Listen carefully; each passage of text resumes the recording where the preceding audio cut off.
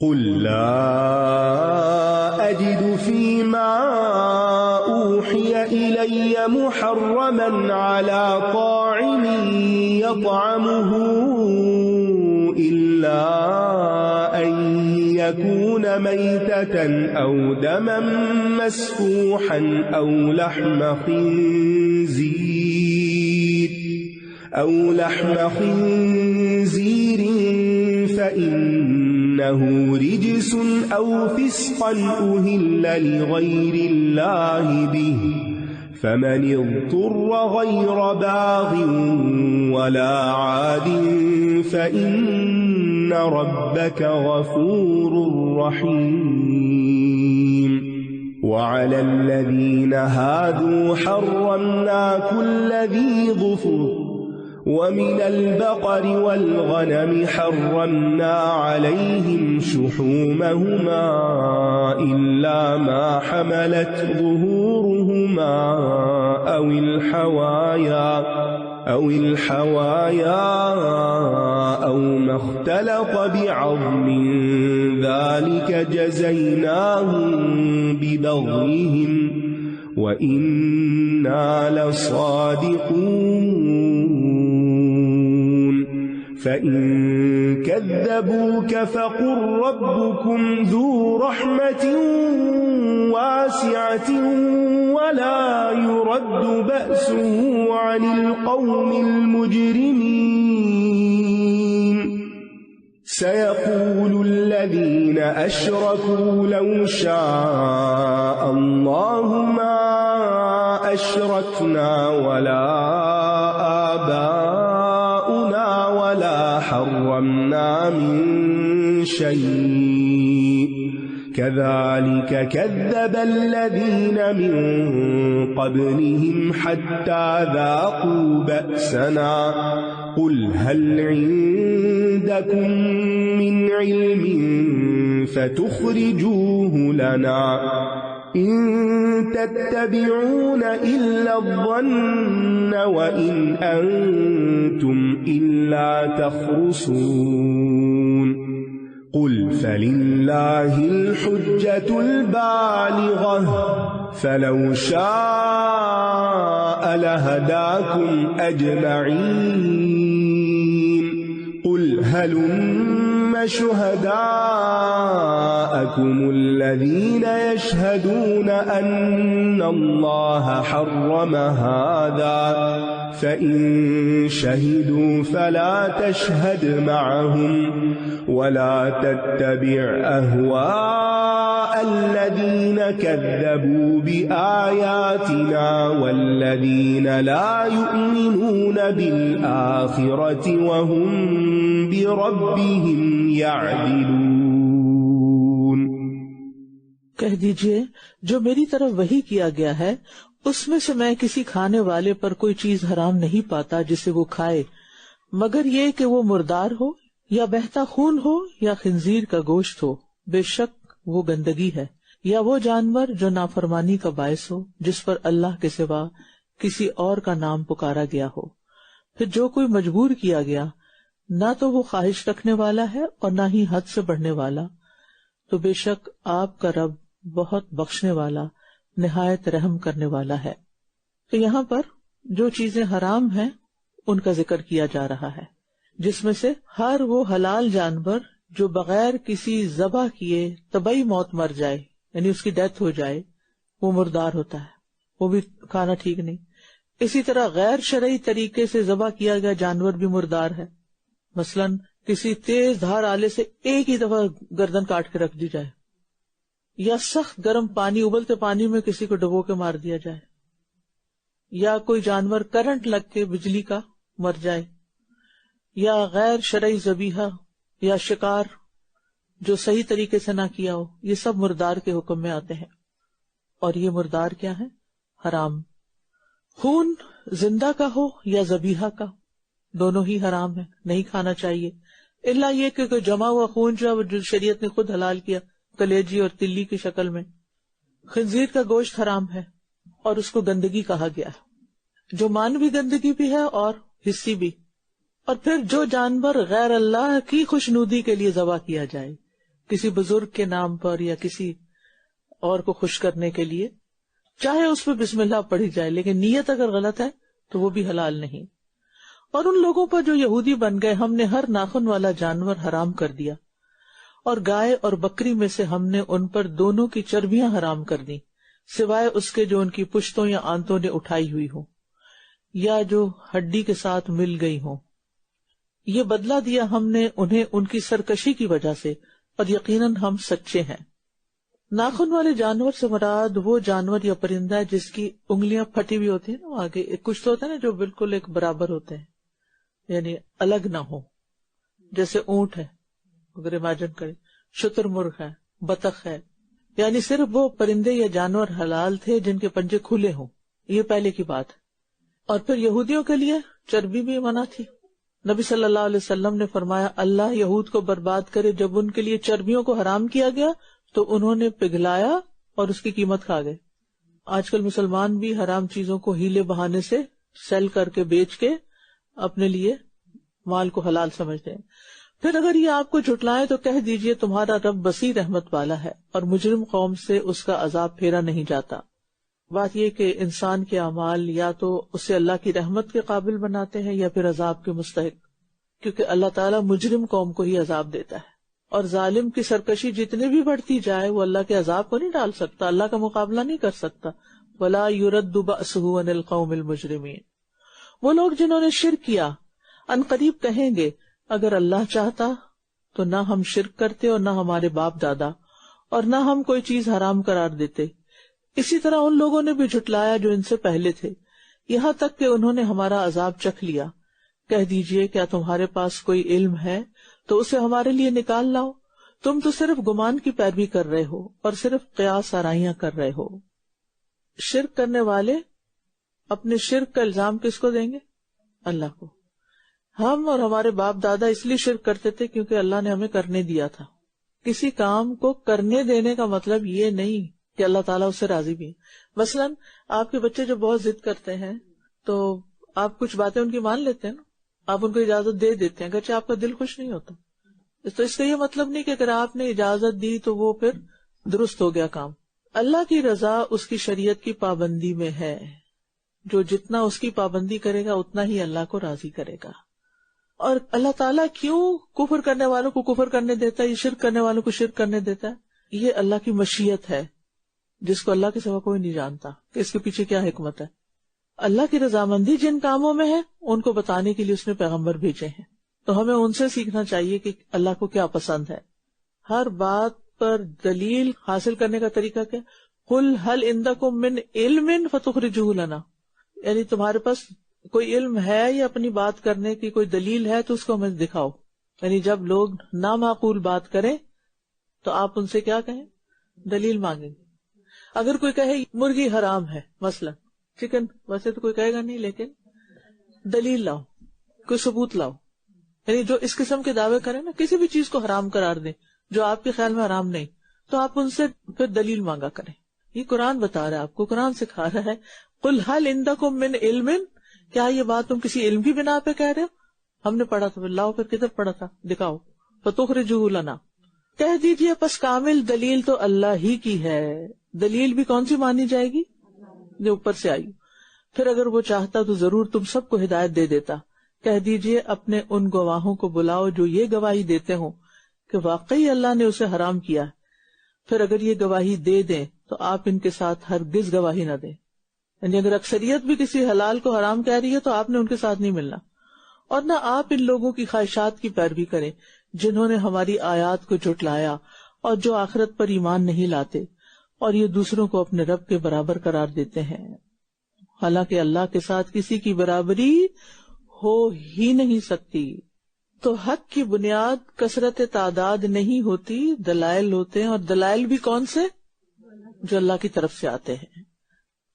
قُلْ تَعَالَوْا أَتْلُ مَا حَرَّمَ رَبُّكُمْ عَلَيْكُمْ أَلَّا تُشْرِكُوا بِهِ شَيْئًا وَبِالْوَالِدَيْنِ إِحْسَانًا ولا تقتلوا أولادكم من إملاق نحن نرزقكم وإياهم ولا تقربوا الفواحش ما ظهر منها وما بطن ولا تقتلوا النفس التي حرم الله إلا بالحق ذلكم وصاكم به لعلكم تعقلون ولا تقربوا مال اليتيم إلا بالتي هي أحسن حتى يبلغ أشده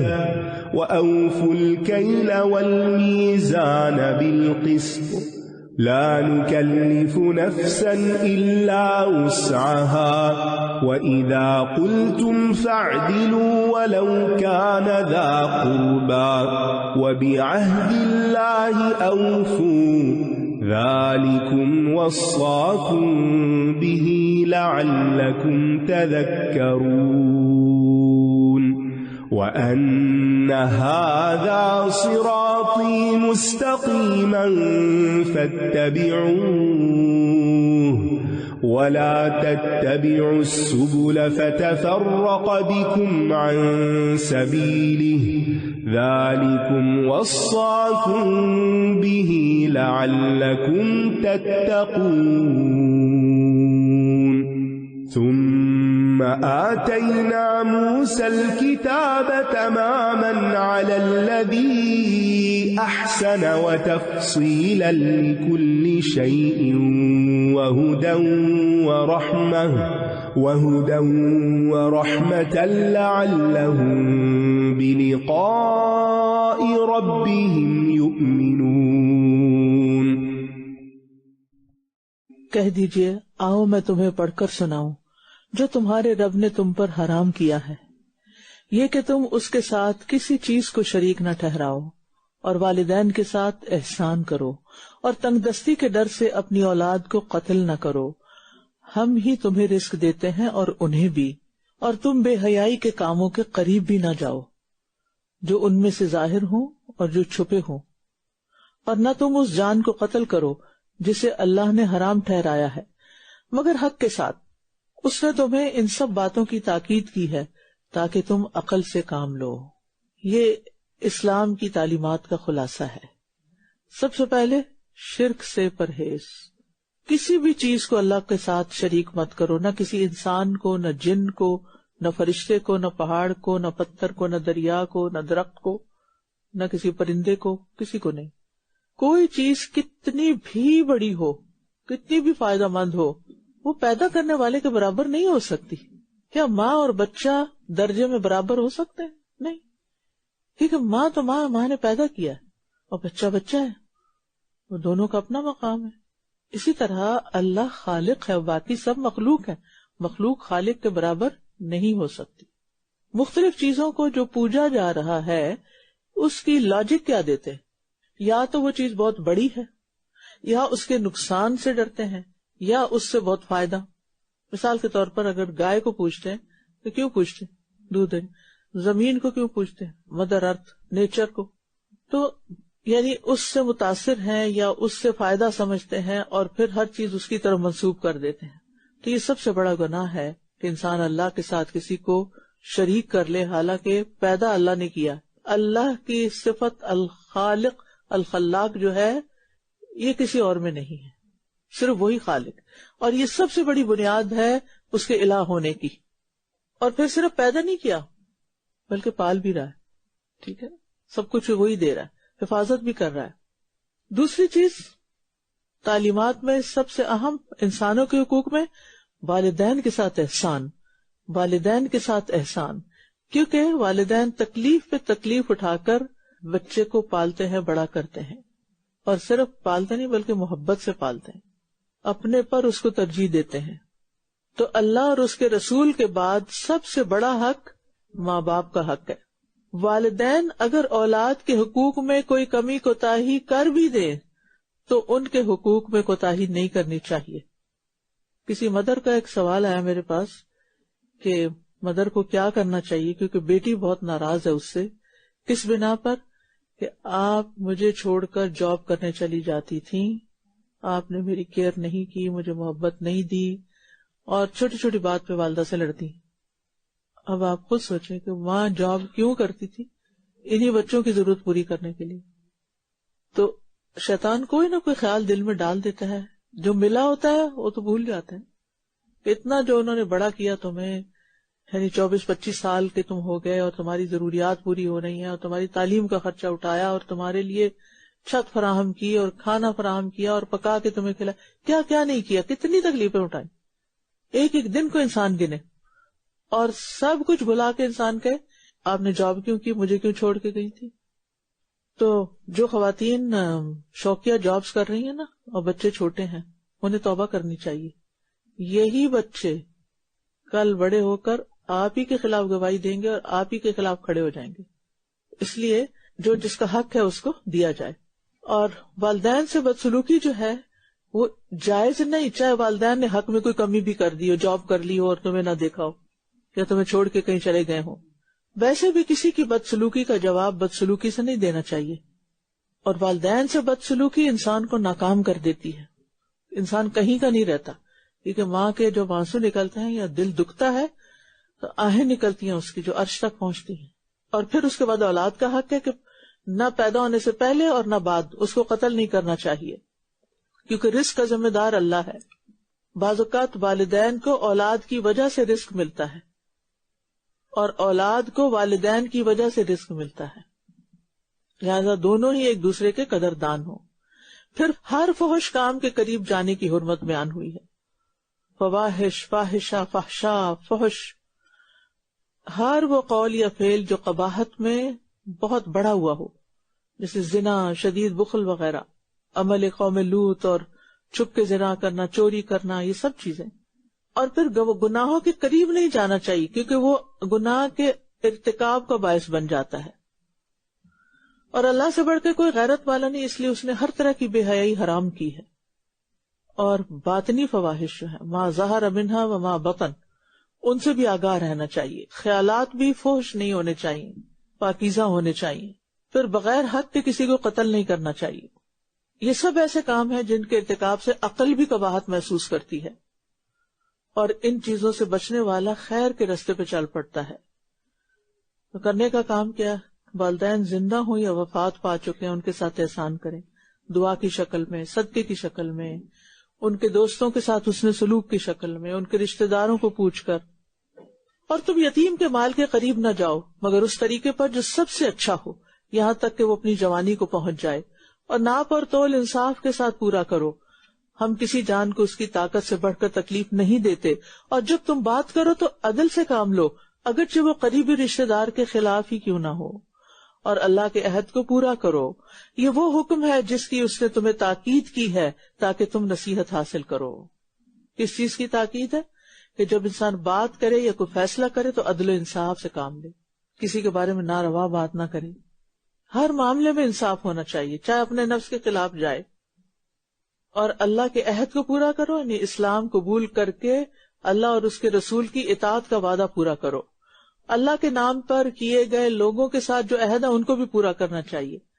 اور یہ شاعر اللہ کی تعظیم میں سے ہے کہ انسان عہد پورا کرے، چاہے مشکل ہو، پھر بھی وعدوں کو پورا کریں، خواہ اپنے بچوں سے کیا ہوا ہو یا بیوی سے یا دوستوں سے یا کسی سے بھی، الا یہ کہ آپ بالکل نہیں پورا کر سکتے تو پھر آپ ان سے معذرت کریں۔ اور بے شک یہی میرا سیدھا راستہ ہے، بس اسی کی پیروی کرو، اور تم دوسرے راستوں کی پیروی نہ کرو ورنہ وہ تمہیں اس کے راستے سے الگ کر دیں گے، ایگزٹ لے لیا تو دور چلے جاؤ گے۔ یہ وہ حکم ہے جس کی اس نے تمہیں تاکید کی ہے تاکہ تم تقوی اختیار کرو۔ اللہ کا راستہ ایک ہی ہے، یہ نہیں کہ کوئی بھی دین اختیار کر لو تو آپ اللہ کے راستے پر ہو، اور کوئی بھی فرقہ اختیار کر لو تو آپ اللہ کے راستے پر ہو۔ آپ صحیح راستے پر اسی وقت ہو سکتے ہیں جب قرآن و سنت کی پیروی کریں، کیونکہ منزل تک پہنچانے والا سیدھا راستہ رسول اللہ صلی اللہ علیہ وسلم اور صحابہ کرام کا راستہ ہے۔ اس کے برعکس بدعات اور شبہات مختلف راستے ہیں، سبل ہیں، اور سچائی صرف اللہ کے راستے میں ہے۔ پھر ہم نے موسیٰ کو کتاب دی نیکی کرنے والوں پر اپنی نعمت تمام کرنے کے لیے، اور ہر چیز کی تفصیل اور ہدایت اور رحمت کے لیے، تاکہ وہ اپنے رب کی ملاقات پر ایمان لے آئیں۔